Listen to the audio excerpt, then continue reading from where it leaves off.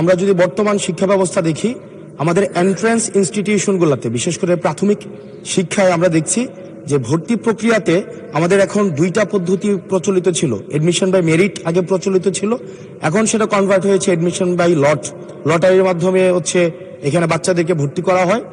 ফলত যেটা হয়েছে, ফিডার ইনস্টিটিউশনগুলোর শিক্ষার মান অনেক কমে গিয়েছে, যার ফলে টারশিয়ারি এডুকেশন আমরা কোয়ালিটি সম্পন্ন ছাত্র আমরা বিশ্ববিদ্যালয়গুলোতে আমরা পাঠাতে পারি না।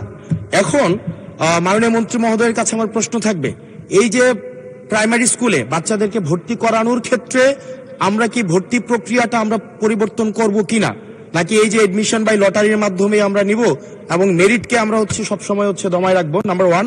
আর নাম্বার টু আমাদের বর্তমান শিক্ষা পদ্ধতিতে আমরা যদি দেখি, আমরা যারা পয়সা দিয়ে কিনতে পারে তারা এখন ইংরেজি মাধ্যমটা কিনছে, যারা পয়সা দিয়ে ইংরেজি মাধ্যম কিনতে পারে না তারাই কেবল আপনি যেই শিক্ষা পদ্ধতি আমাদের জন্য জনজীবনের জন্য আপনি চালু করেছেন সেটা আমরা কিনছি, আর যারা সেটাও কিনতে পারে না তারা মাদ্রাসা শিক্ষা পদ্ধতি কিনছে।